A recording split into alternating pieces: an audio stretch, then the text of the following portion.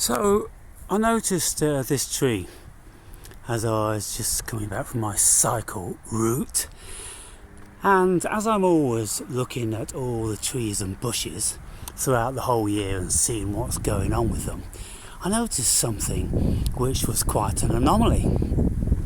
And I wonder if you can see it from here on whatever gadget you're using. But this is a maple tree, and it's a Norway maple.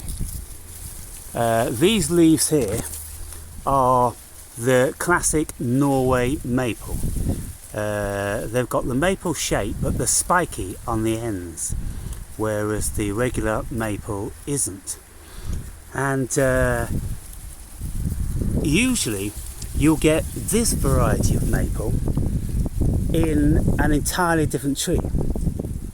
And I'm thinking, what on earth is going on here? Because we've got one branch like that, and then another branch like this. And the thing is, I was looking to see if the tree had been spliced.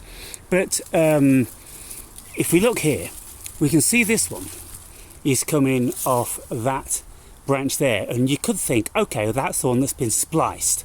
But then you see we've got a regular Norway maple coming off the same branch. And so with here you've got two of these varieties. I don't know, I've forgotten what this variety of maple is called. I'm going to have to look it up when I get back. But it's quite an anomaly, and I can't work out what's going on. And then here we see that this branch is coming from this one, and they're all in keeping until we get to this one, and this branch is coming out of there, and there's two of those, and it's kind of like, I don't know what's going on here, because you know, for anyone to have spliced it, it needed to have been right up there to splice it a great deal. And you don't really do that when you're splicing. You splice a tree when it's young, so you can get it growing at an equal sort of rate. Very unlikely you'd splice a mature tree. But if anybody has any ideas about what's going on here, then just drop me a line. But that's the first time I've ever seen that, and I've seen certain anomalies like this in other trees, like lime trees. I've seen a lime tree with a particular, the classic lime leaf.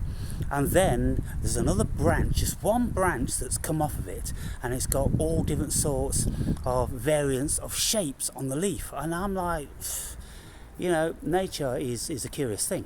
And, you know, the more we look at nature, the more we see that, well, it doesn't have to comply by any rules.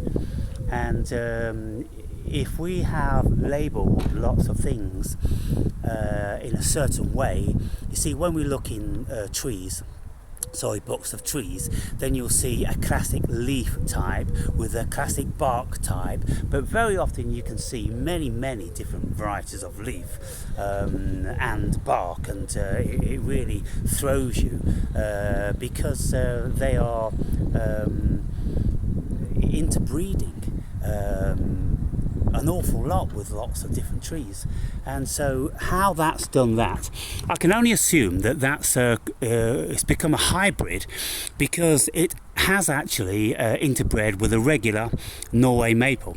The main body of it seems to be this variety, whatever variety it is. It's a beautiful variety. It's gotten a little bit old and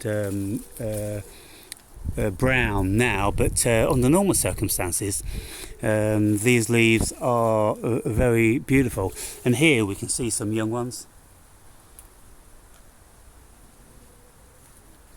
and so it seems that a bit of cross-pollination has gone on there, and so I'll keep my eye on that now for future years. That's a wonderful thing. So just thought I'd mention that for those of you that are interested.